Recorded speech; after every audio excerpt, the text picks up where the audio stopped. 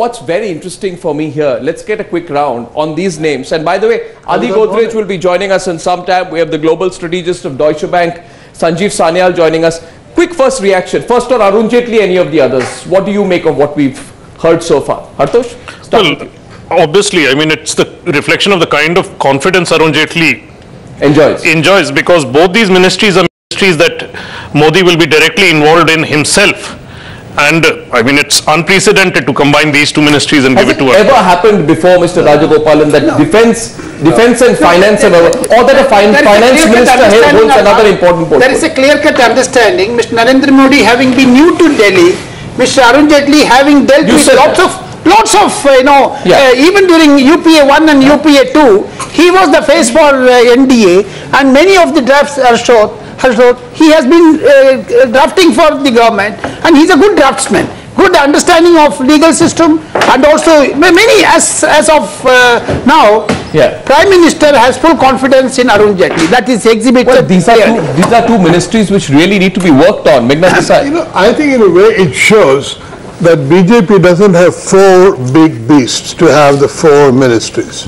And so Arun Jaitley has to take two. He will need about 4 ministers of state under him to be able to handle this.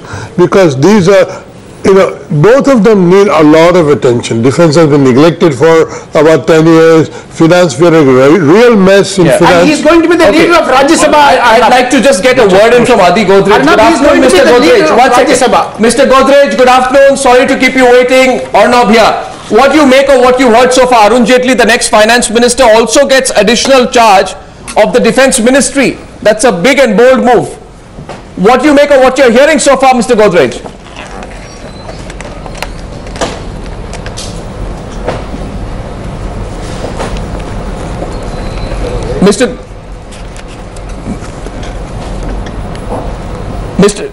Mr. Godrej, can you hear me?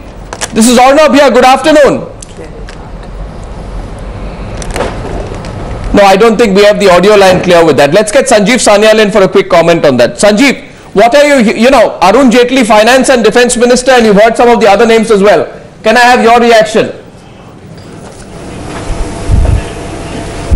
I think overall some of the names are excellent individuals, and I'm sure they'll do well. But the combination of finance with defense, I must say, is a bit of a surprise. I'm not quite sure what that means. I'll have to think about it.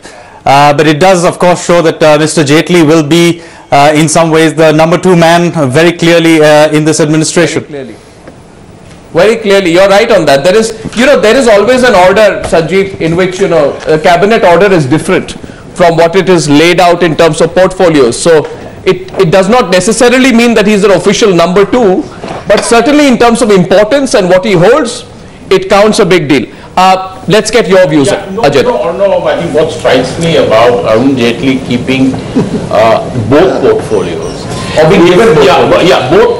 Normally what happens is that if the Prime Minister can't find any suitable person for, say, defense, he would retain the ministry himself.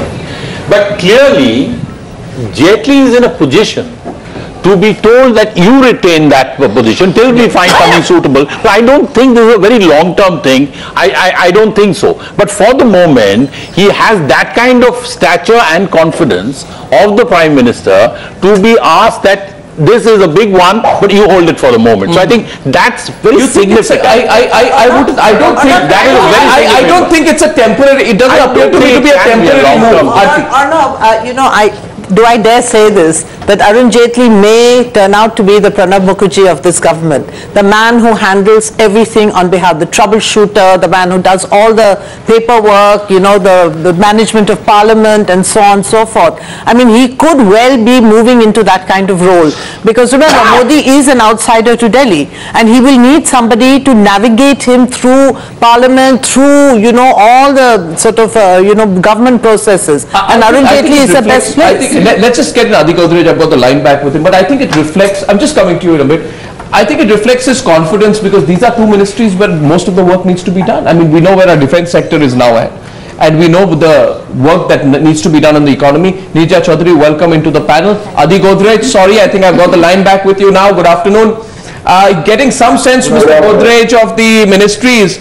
I don't know if you heard us when we were talking a while back, but Arun Jaitley gets... I heard part of it. Yes. So first of all, may I have your reaction on Arun Jaitley, who gets finance and corporate affairs along with defense?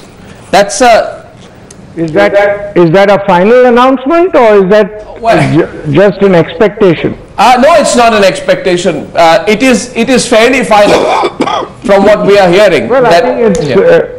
I think the move to merge corporate affairs with the same cabinet minister as finance is a good move, because there needs to be a lot of coordination between the two ministries, and of course Arun Jaitley is, I think, extremely well suited to take charge of that ministry. And what do you think of the clubbing with defense? Yeah, sorry? What do you think about the clubbing with defense? That he also gets defense. Clubbing with what? Sorry, with defense ministry. So Arun Jaitley gets finance plus corporate affairs plus defense. Oh, I didn't realize that. That's a bit of a wide portfolio to my mind for one person.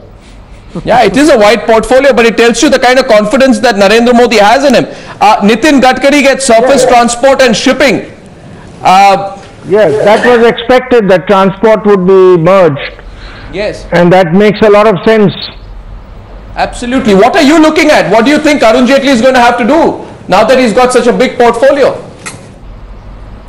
Well, I think first he has to revive the economy. The finance ministry will have to ensure that GDP growth gets to at least 8% for the next financial year.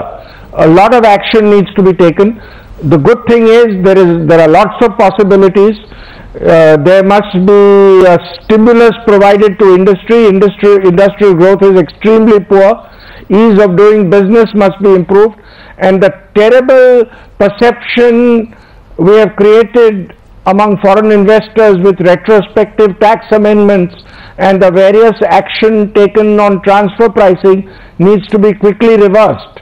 I think if all these things are attended to at an early date, I think the Indian GDP growth can be accelerated very early. Well, yes, thank you very, very much. Good talking to you, Mr. I totally agree with you, Mr. Godrej. It's a wide portfolio for Arun Jaitley, but it also tells you the thinking which is now going on in the Modi government. Thank you very much, Adi Godrej. We'll look forward to talking to you again. Okay, now we have our reporters at different